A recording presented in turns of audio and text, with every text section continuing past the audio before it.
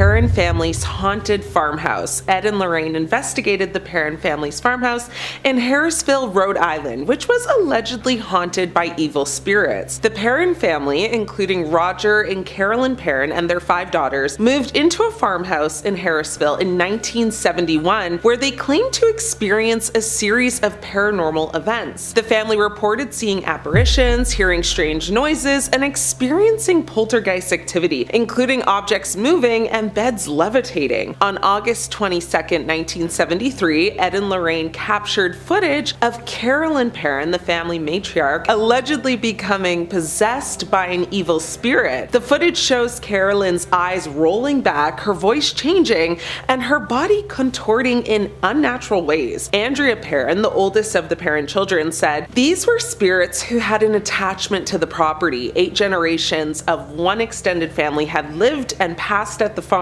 and some of them had never left. My mother did historical research and found that virtually every entity we were able to name had, as living beings, either passed by their own hand or passed so traumatic a passing and so sudden a passing that they actually didn't seem to know that they were even gone." The Perron family's experiences, along with the Warrens' investigations, served as the basis for the 2013 film The Conjuring, which dramatized the events, of course. Now, in real life, the Warrens' investigation of the Harrisville case came to an end when Roger Perron ordered them to get the heck out of the house after a very dramatic seance in which Carolyn began speaking a strange language and levitated out of her chair. Andrea Perron said the only time she was ever truly frightened was during the seance, and went on to continue to say that there are no words to adequately express that event. In the years following their investigations in Harrisville, the Warrens would look into many more alleged hauntings, but Ed said that he never forgot the time they spent with that family. Next up, we have the elusive White Lady of Union Graveyard. The White Lady is said to be the ghost of a woman named Elizabeth, who passed under very mysterious circumstances in the late 19th century. According to legend, Elizabeth was unalived by her husband, and her spirit has been seen wandering the cemetery dressed in a very long white gown. However, some believe she is actually Harriet Seeley, whose young son passed shortly after being born, and Harriet herself passing soon after. This legend believes she may have passed in hopes of finding her son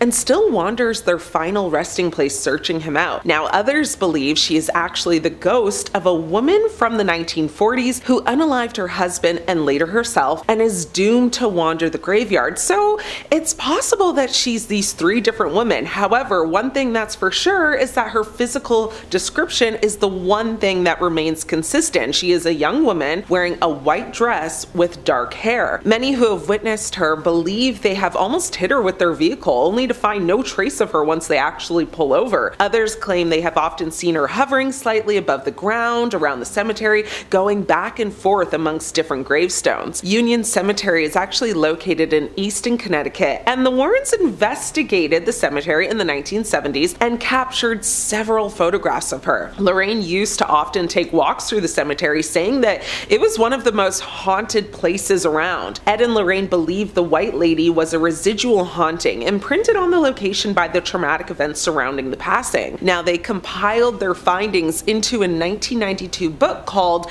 Graveyard: True Hauntings from an Old New England Cemetery. Ed Warren, who also investigated the Amityville whorehouse, reportedly caught the White Lady in photographs as well as videos. Now, Lorraine Warren told NBC Connecticut in 2008 that the video evidence is so valuable she kept it locked away at their occult museum. The Smurl haunting, the general story of the Smurls, is a familiar one about parents trying to find stability and just do what's best for their family. After they were displaced by Hurricane Agnes in 1972, Janet and Jack Smurl moved their family to the West Pittston home, and not long after, they claimed to have experienced uncanny incidents. Items would disappear, doors would open and close, toilets would flush, they'd lose sleep over growling noises and just horrific stenches. Now, over the years, the Smurls said that the paranormal attacks worsened. Jack claimed to have actually been SA'd by a spirit, and the entities attacked the children even the family dog. Eventually, after the Catholic Church kind of slow walked an investigation, the Smurls decided to go to the press, which created a media frenzy. Now, writing about the sensation for a 2016 Halloween story in Pittston Progress, reporter Jack Smiles actually summarized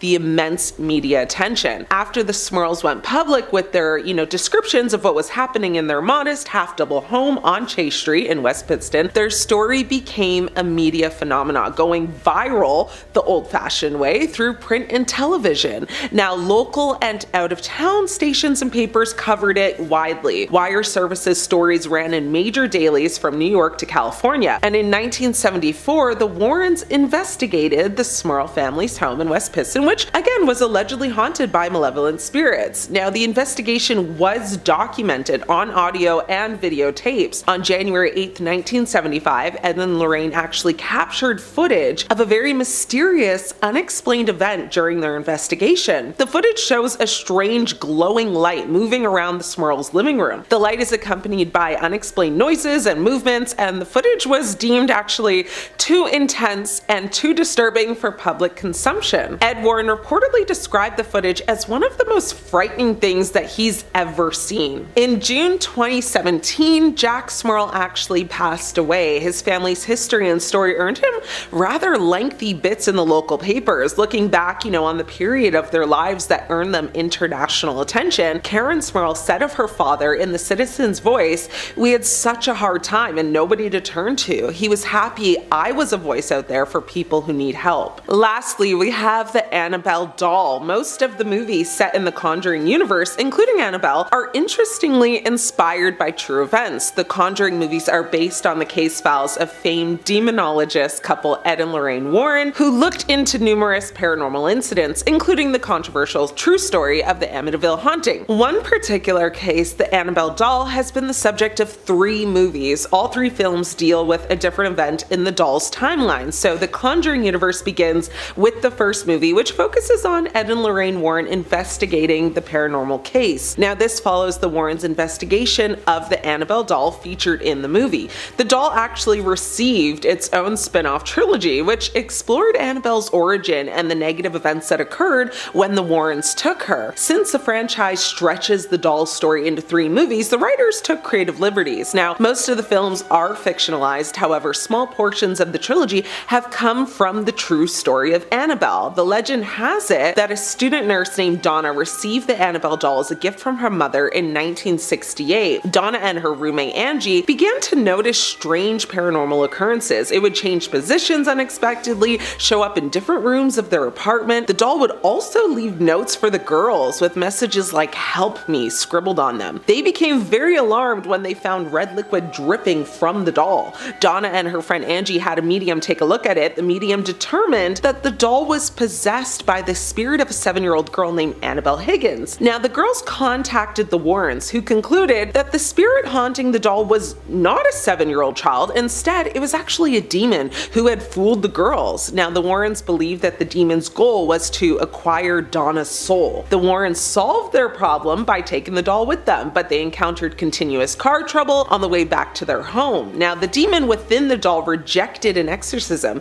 and in the end, it was actually put in a glass case in the Warrens Occult Museum in Connecticut. However, in 2014, the museum started facing legal issues because it operated as a commercial property in a residential zone. The museum officially shut down to the public in 2019 after the passing of Lorraine Warren, raising questions about the current location of Annabelle. As of 2023, the doll is still located in the Warrens' collection at the house where the museum used to operate. Personally, the Smurl haunting is the one that sends chills up my spine for me, but which one freaks you out the most? Let me know. Thanks for watching. I'm your host Ashley, and until next time, stay scared. Starting with the battered VHS tape, this story comes from a person on Reddit who claims that the story is true. It starts by them saying that one time in the mid to late 90s, they had a famous relative who would get a lot of fan mail, most of which was just photographs of their dogs, friendship pendants, etc. Not super weird stuff, but some a little creepy and almost stalkerish. Like, they said one day a padded envelope arrived and in it was a battered home movie tape with a handwritten label on it. Now, they said they never heard of the title, but considered themselves to be a movie buff, so thought that they would just give it a go. They said a few days later they were alone in the house for the night and they thought, what better time to watch this movie? So they locked the doors, got a blanket, made some popcorn, even their stuffed teddy, and pressed play. They said what followed was one of the most terrifying and traumatic experiences of their life. Annabelle, the doll that tried to unalive a man. You've seen her in the movies, but the real Annabelle is far more terrifying because she doesn't just move, she attacks. This seemingly harmless Raggedy Ann doll was gifted to a nursing student in the 1970s. At first, it was just the usual creepy stuff, moving rooms, changing positions, strange notes appearing on parchment paper they didn't own,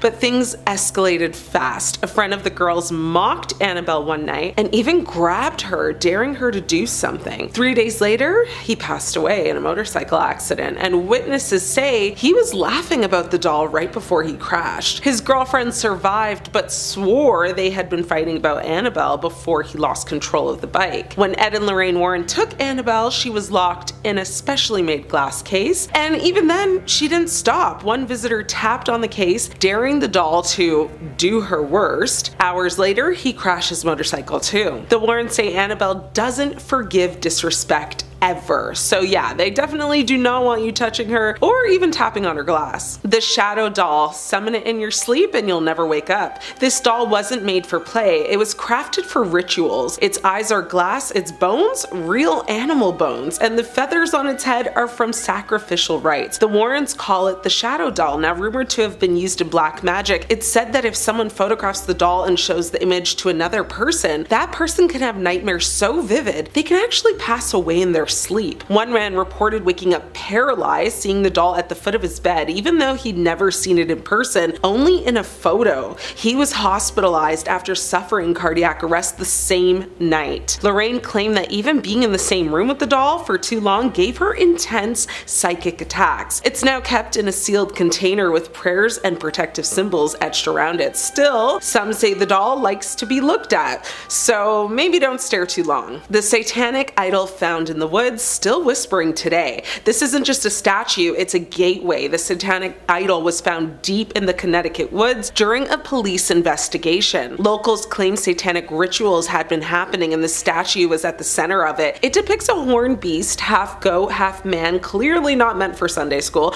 When Ed Warren brought it to the museum, he actually warned visitors never to stand too close. Why? Because the idol is said to radiate oppression. Investigators who touched it suffered extreme paranoia, night terrors, and some even developed aggressive behaviors. One skeptic tried to debunk it, by filming himself touching the idol. His camera died immediately, and he ended up leaving his job just days later, claiming he was being watched constantly and waking up with claw marks on his body. To this day, museum staff avoid cleaning around it. It collects dust, but it's nobody's priority to wipe it down and risk their lives. The organ that plays itself, it starts with a single note late at night when the museum is locked when no one is near it. Now, the organ in the Warrens Museum isn't just haunted, it's possessed, according to multiple accounts. Given to the Warrens by a family who swore the instrument would play on its own, even after they removed the power source, the organ continues to create eerie, discordant melodies with no explanation at all. One of the Warrens' former assistants said they once stayed late to document its behavior. Around 2:30 a.m., the organ started playing a very slow minor key that basically the air turned, ice cold, and the power just cut out. When the lights came back on, a single rose had appeared on the organ's bench,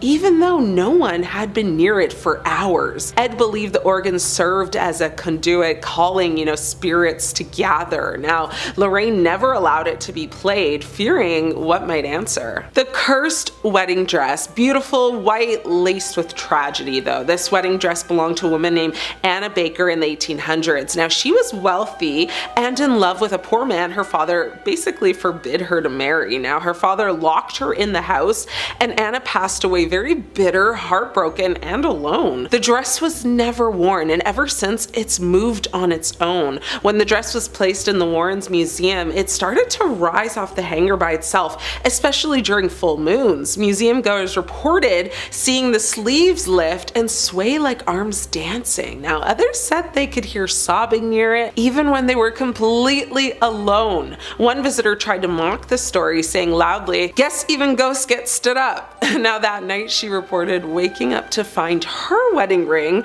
had disappeared from her locked drawer, and in its place was an old rusted nail curled like a hook. Now, no alarms had gone off, no signs of a break-in, just Anna making her point. The haunted mirror, a portal to the other side. This isn't just your average dusty mirror, it's a gateway, and whatever's on the other side is watching you back. Now, the mirror in the Warrens Museum came from a house in New Jersey where the owner claimed to use it during scrying rituals, attempts to summon spirits by, staring into the mirror in candlelight. Well, the result? Shadow figures began appearing inside the reflection, but not in real life at first. One night, the owner claimed a hand reached out from the mirror, leaving behind burn-like fingerprints on his shoulder. Paranormal investigators brought the mirror to the Warrens. Now, it's now sealed, but to this day, some visitors claim to see faces in it that really aren't their own, and the wildest part, the room around the mirror often grows noticeably colder, but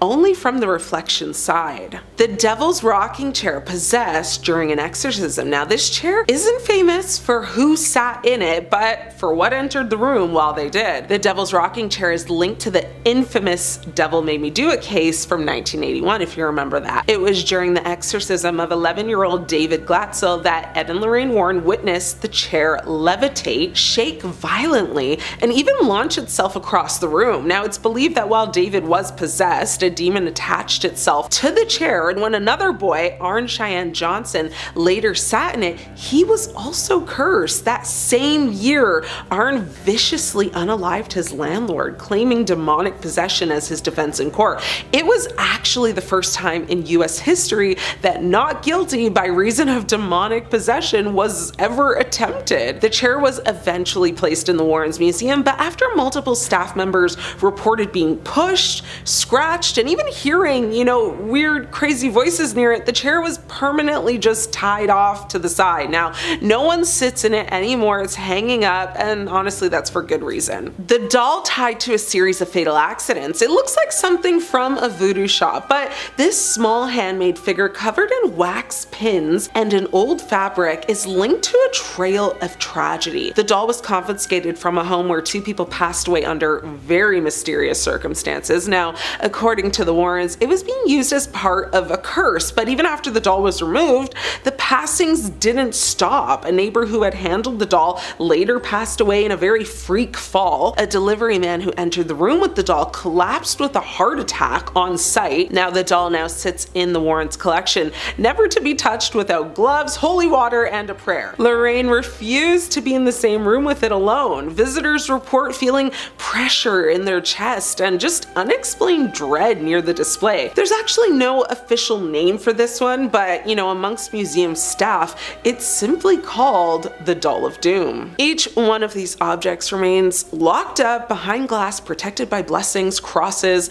and the energies of the Warrens' lifetime of spiritual defense. But make no mistake, these objects are still active, still watching, still waiting. The Warrens always warned, evil doesn't sleep, and it doesn't need to be invited. Sometimes it just needs to be touched. The Perron family haunting, Bathsheba's curse. Now, if you've ever felt someone watching you in your own home, multiply that by 10, and then imagine that someone wants you gone or deceased. Now, the Perron family lived through it for years, inside a farmhouse where shadows whispered, beds levitated, and a spirit that once nursed children began trying to harm them. In 1971, Roger and Carolyn Perron, along with their 5 daughters, moved into an 18th century farmhouse in Harrisville, Rhode Island. Now, at first, it seemed like a charming old property, but soon the family realized they weren't alone. The girls reported hearing voices in the night, objects disappeared, doors slammed without warning, and the family dog refused to enter the house. The most frightening presence was a womanly figure in a gray dress, often described as tall,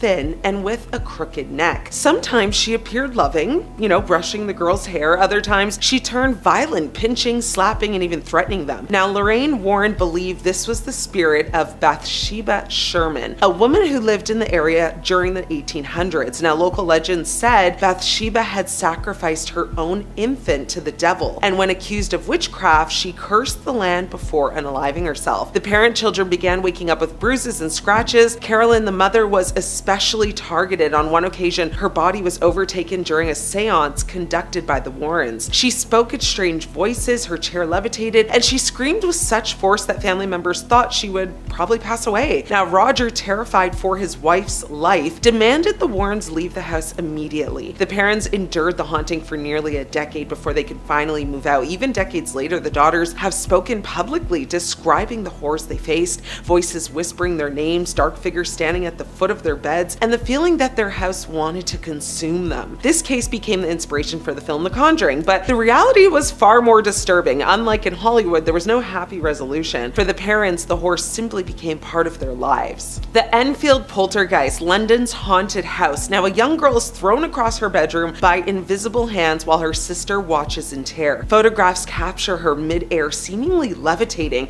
and in the darkness, a guttural voice growls from the mouth of a child, "This is my house." That was Enfield, 1977. Now, the Hodgson family lived very modest, council house in Enfield, London. It became, though, one of the center of one of the most famous poltergeist cases in history. 11-year-old Janet Hodgson was often the focus. Now, furniture slid across the floor, toys hurled themselves across the room. Witnesses, including police officers and reporters, swore they saw Janet levitate nearly a foot above her bed. The entity didn't just move objects, it actually spoke in a very gravely voice. It seemed almost impossible for a child to be able to mimic it, and it identified itself as Bill Wilkins, a man who claimed to have passed away in the house. When pressed, the voice revealed details about Wilkins' demise, details later confirmed by the neighbors. Now, the Warrens visited, the house, and though they weren't the lead investigators, Ed believed the poltergeist was demonic in origin, not just, the restless spirit of Bill Wilkins. Now, he claimed there were multiple entities feeding off the chaos and fear of the family. The controversy lies in whether the haunting was real or fabricated. Skeptics argued that Janet faked some of this, phenomena, and there is footage, though, of her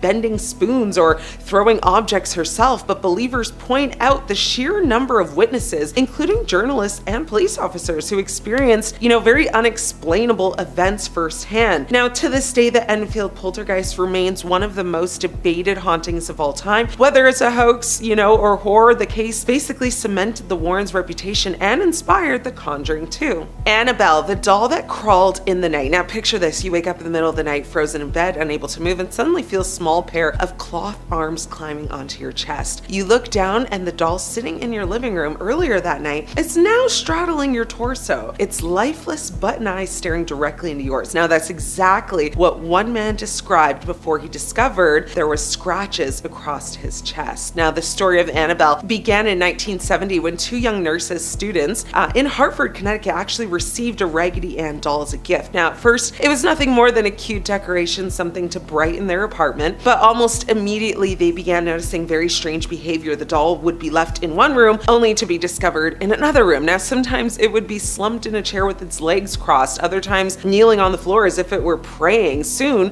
scraps of paper appeared around the apartment, kind of with chilling messages like "help us" or "help Lou." Now, neither of the women owned this paper, nor did they keep any writing utensils near the doll.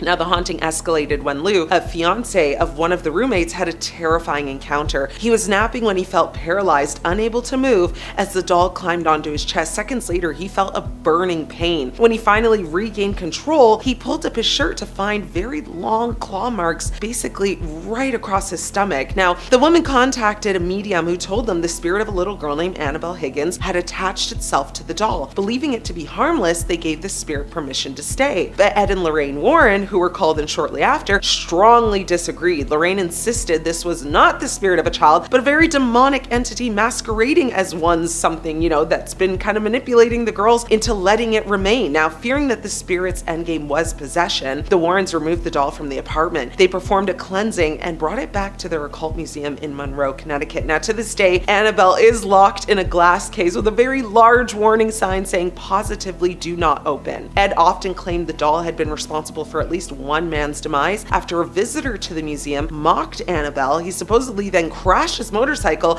and passed away hours later. This wasn't just a creepy toy. I mean, to the Warrens, Annabelle was one of the most dangerous artifacts they had ever encountered. You know, kind of something dark and intelligent that used innocence as a disguise. The Smurl haunting, a decade of demonic torment. Now imagine your family dog hurled across the room by invisible hands. Imagine hearing moans through the walls, being scratched by unseen claws, and even attacked in your sleep. Now for the Smurl family, this wasn't imagination, it was their daily life. In 1974, Jack and Janet Smurl moved into a duplex in West Pittston, Pennsylvania. Almost immediately, strange activity began. Dark stains appeared on walls and floors despite repeated cleaning. Now unexplained foul odors kind of filled the home, often smelling like rotting flesh. The haunting escalated very quickly. Jack and Janet claimed they were physically attacked. Jack reported being scratched, choked, and even essayed by a demonic entity. Now, Janet described similar attacks as well. The couple's daughters were tormented by nightmares and saw black shadowy figures lurking in the corners of their rooms. Now, their dog was repeatedly picked up and thrown across the room by unseen forces. Loud pounding sounds kind of reverberated through the house at night, shaking the walls. Religious items were destroyed or thrown to the ground. Now, when the Warrens were called in, they determined the house was infested with demons. Ed claimed he recorded more than 40 hours of audio containing unexplained knocks, growls, and even screams. Priests attempted several exorcisms, but the attacks continued. The Smurls endured the haunting for nearly 15 years. They later wrote a book about their ordeal titled The Haunted, which was adapted into a made-for-TV movie in the early 90s. Critics dismissed their story as just exaggeration, but to the Smurl family, it was very real, and the trauma stayed with them long after they left the house. The Brookfield Devil Made Me Do It trial. Now, in 1981, an assassination shocked a quiet Connecticut town. But what stunned the nation was the defense. A man claimed he was possessed by a demon when he was unalived, and standing behind him in court were Ed and Lorraine Warren. But what stunned the nation was the defense. A man who claimed he was possessed by a demon. Now, Arn Cheyenne Johnson was a 19-year-old living with his fiancée Debbie Glatzel. Debbie's younger brother David had been experiencing terrifying possessions. He would thrash violently, growl in strange voices, and describe visions of a demonic beast with hooves and horns. The Warrens were brought in to help, of course. Now, during one exorcism attempt, Arn challenged the demon, shouting that it should leave David alone and take him instead. Now, according to the Warrens, that is exactly what happened. Months later, Arn was working with his landlord, Alan Bono. Now, the two men argued, and in a sudden fit, Arn basically hurt Bono multiple times with a weapon. Now, it actually unalived him. Now, witnesses described this behavior as possessed, claiming his eyes looked wild and his voice had changed. When the case went to trial, Arn's lawyer attempted a groundbreaking defense, not guilty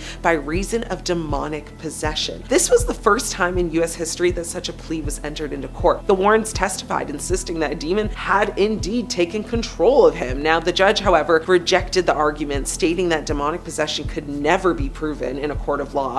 Obviously. Now, Arn was convicted of manslaughter and sentenced to 10 to 20 years, though he served only just 5. Now, the case made international headlines and cemented the Warrens' reputation as controversial figures who weren't afraid to take the supernatural into the public eye. It also became the basis for the best-selling book, and decades later, The Conjuring, The Devil Made Me Do It. Now, to this day, Arn and Debbie insist the possession was real, and the Warrens considered this case one of the most dangerous of their whole career.